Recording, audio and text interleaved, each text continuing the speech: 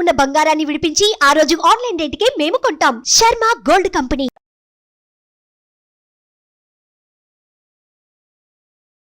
నమస్తే, welcome to Suman TV. నేను మీ యామిని. ప్రస్తుతం మనతో ఉన్నారు ప్రముఖ ఆధ్యాత్మికవేత్త, ప్రముఖ జ్యోతిష వాస్తు పండితులు మాడుగుల శివప్రసాద్ గురుగారు ఉన్నారు. గురుగారితో మనం మాట్లాడదాం. నమస్కారం గురుగారు. ఆశీర్వచనం తల్లి. గురుగారు, ఈ నెల మనకి శనిత్రయోదశి వస్తుంది కాబట్టి అలానే ఆ రోజు ఎలాంటి పరిహారం చేసుకుంటే మంచిది? అలానే కొన్ని రాశుల వారికి ఏలినాటి శని నడుస్తుంది కదండి, వాళ్ళకి ఎలాంటి పరిహారం అండి అసలు? శ్రీ మహాగణాధిపతయే నమః.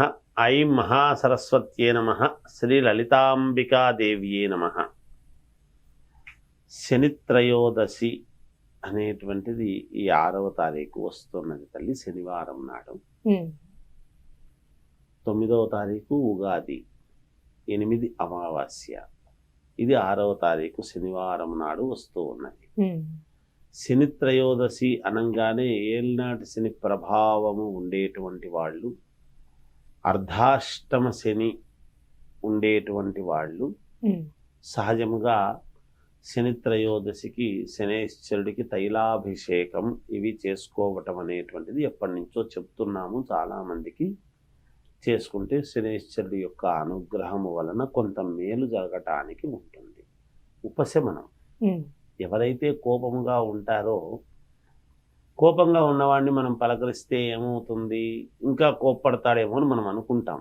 కాదయ్యా, నీ అనుగ్రహం మాకు ఉండాలి అని 4 మాటలు చెప్పామనుకోండి, ఎంత కోపంలో ఉన్నవాడైనా కాస్త బ్రతిమలాడితే సరేలే అని అనుకుంటాడు కదా. అలాంటి అభిప్రాయముతోనే మనం శనేశ్వరుడి యొక్క ఇబ్బందులు ఉండేటువంటి వాళ్ళు సైతం మామూలుగా నవగ్రహాలకు వెళ్ళి, దేవాలయానికి వెళ్ళి నవగ్రహాలలో శనేశ్వరుడికి నల్ల నువ్వులు, తైలము, నల్లబట్ట ఇవన్నీ కూడా కొన్ని ఏవో తీసుకువెళ్ళి అక్కడ అర్చక స్వాములు చెప్పిన విధానముగా తైలాభిషేకం అనేటువంటిది చేసుకొని వీళ్ళు ఇంటికి వచ్చే ముందు బయటనే కాళ్ళు కడుక్కొని లోపలికి రావటం అనేటువంటిది పద్ధతి. ఎందుకు? శనికి దోషకారమైనటువంటి పూజలు ఎప్పుడైతే చేసుకుంటున్నారో ఆ దోషము రహితమై అక్కడ ఇదయ్యేట్టుగా చేసుకొని రావటం జరుగుతుంది. శని దోషము ఉండేటువంటి వాళ్ళు మాత్రమే చేయించుకోవాలన్నా, మిగతా వాళ్ళు చేసుకున్నా కూడా మంచిదే. శని ప్రభావము ఎప్పుడూ కూడా మిగతా వాళ్ళ జాతకాల్లో కూడా మామూలుగా మంచి స్థానంలోనే ఉండినా ఉన్నతమైనటువంటి స్థితిగతులు కలిగించేటువంటి దానికి శనేశ్వరుడు బాగా దోహదపడతాడు. పైగా అనారోగ్యము అనేటువంటిది లేకుండా దేహపీడాకారకుడు కదా తల్లి శని. అందుకని ఆ దేహము అనేటువంటి ఎక్కడన్నా పీడ అది ఉంటే లేకుండా చేసి మనల్ని బాగుగా ఉంచటానికి కూడా మేలు జరుగుతుంది. ఉన్నతమైనటువంటి స్థితిగతులు కలుగజేయటానికి కూడా శనేశ్వరుడి యొక్క అనుగ్రహం చాలా అవసరం. ఇప్పుడు స్థానచలనం కలిగించేది కూడా శనేశ్వరుడే, ఒక చోట నుంచి ఇంకొక చోటికి. అది ఉన్నతమైనటువంటి చోటికి మనము అనుకున్నా అనుకోకపోయినా, కోరుకున్నా కోరుకోకపోయినా ఒక మంచి చోటికి వెళ్ళాలి అంటే కూడా శనేశ్వరుడి అనుగ్రహం కావాలి. కనుక ఎవరైనా సరే దోషము ఏదో ఏలినాటి శని ప్రభావము, అర్ధాష్టమ శని, లగ్నములో శని ఉండేటువంటి వాళ్ళు మాత్రమే చేసుకోవాలి అనేటువంటిది కాకుండా ఎవరు వెళ్ళి చేయించుకున్నా అందరికీ మేలే జరుగుతుంది గాక. మనకు మేలు జరగాలి అన్నప్పుడు అందరము వెళ్ళి చేసుకుంటేనే మంచిది. అదేం తప్పు కాదు. ఉన్నవాళ్ళు చేసుకుంటారు కదా, మేమెందుకు అనుకోవద్దు. వచ్చినటువంటి శని త్రయోదశి, శనికి ఆధిపత్యము ఉండేటువంటి రోజు త్రయోదశి నాడు, శని త్రయోదశి నాడు రావటం, శనిత్రయోదశి రావటం అనేటువంటిది చాలా అరుదు. మామూలుగా అనుకూలాన్ని బట్టి ఎప్పుడెప్పుడో వస్తూ ఉంటాయి. ఆ వచ్చిన రోజును మనము పోగొట్టుకోరాదు. సరే, ఎంత శక్తి అనుసారం.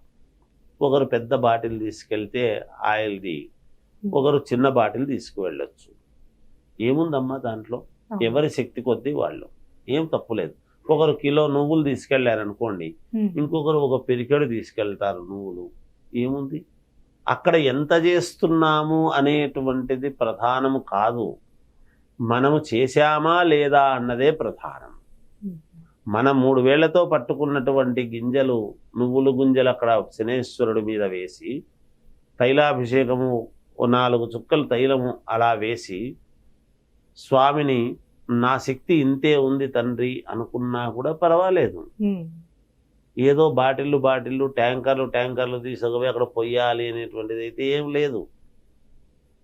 ఎప్పుడు ఉన్న దాంట్లో ఉన్నంతలో చేసుకున్నా సంతోషం. అంటే కొంచెం ఆ రోజు ఎలాంటి దానం ఇస్తే మంచిదండి? మామూలుగా శనైశ్వరుడికి శనిత్రయోదశి అన్నప్పుడు నల్లటి నువ్వులు ఎక్కువగా దానము, నల్ల గుడ్డ ఇవే దానం ఇస్తారు. ఇంకా కొంతమంది తీసుకునే వాళ్ళు ఉన్నారు, కానీ లేకుండా ఏం కాదు.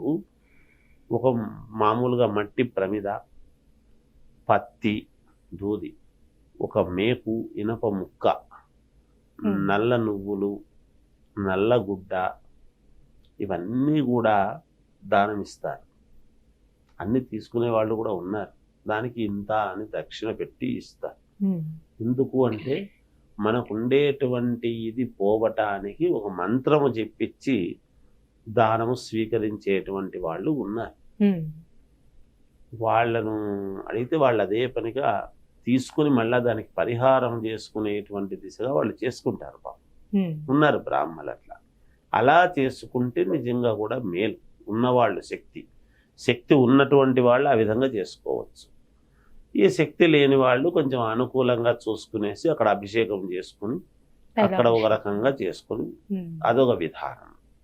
ఇది అనేక రకాలుగా ఉంటాయి. కాబట్టి శని త్రయోదశి అంటే ఆ రోజు అందరూ వెళ్ళవచ్చును, వెళ్ళి అక్కడ అభిషేకం చేసుకోవచ్చును.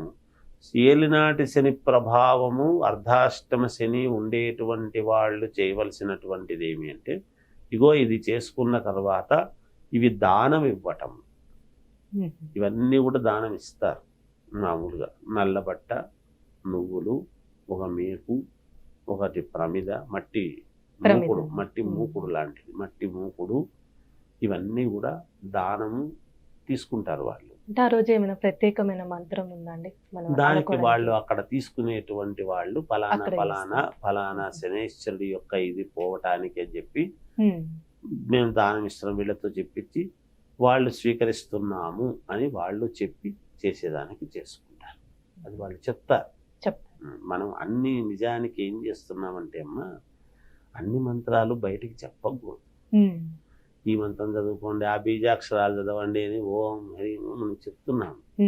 అలా చెబితే ఏమవుతుందంటే ఉపదేశము అనేటువంటి పదానికి అర్థము లేకుండా పోతుంది. ఉపదేశం అంటే ఏమిటి ఉపదేశం అంటే ఇద్దరు ఒక స్నానం చేసి, పూర్వమైతే నదీ స్నానం చేసి ఒక మంచి సమయము ముహూర్తము అని పెట్టుకుని ఉపదేశం చేసేవాళ్ళు. ఎవరికైతే ఉపదేశము చెయ్యాలనుకుంటున్నామో వాళ్ళను మాత్రమే ఎదురుగా కూర్చోబెట్టుకుని పలికించేటువంటి విధానం ఉండేది, ఇంకా చెవులో చెప్పే విధానం. ఇప్పుడేం చేస్తున్నాము, టీవీల్లో కూర్చొని ఓ బీజాక్షరాలు ఇవి చదవండి అవి చదవండి అని చెప్పేస్తున్నాం. అలా చెబితే ఏమవుతుంది అంటే, మనం చెప్పడం గొప్ప కాదు, వాళ్ళకందరూ తెలియాలి అనేటువంటి తాపత్రయంతో మనం చెబుతుంటే దాన్ని ఎక్కడంటే అక్కడ మనం ఉచ్చరించిన దానివల్ల మనకు సమస్యలు వస్తున్నాయి. అందుకే కదా మనం ఎందుకు బాగాలేకుండా పోతున్నాం? సమస్యలు లేవా? గుళ్ళో నిరంతరము పూజ చేసేటువంటి పూజారికి, అర్చకుడికి సమస్యలు లేవా? నిరంతరము పేషెంట్లను చూసేటువంటి డాక్టర్లకు రోగాలు రావడం లేదా? ఎందుకు వస్తున్నాయి అంటే, చెయ్యకూడని పనులు ఎప్పుడైతే మనము చేస్తామో ఇబ్బందులు పాలవుతాం. అందుకని కొన్ని బయటికి చెప్పకూడదమ్మా మంత్రాలు. అది వాళ్ళు చెప్తారు, పలికిస్తారు, అక్కడ పలికిస్తారు, చేస్తారు. కాబట్టి దాని గురించి ఇబ్బంది లేదు. ఇది తల్లి జరగాల్సింది. చాలా చక్కగా తెలియజేశారండి. సుమన్ టీవీలో మీ పర్సనల్ అండ్ బిజినెస్ ప్రమోషన్స్ కోసం కింది నెంబర్కి కాంటాక్ట్ చేయండి.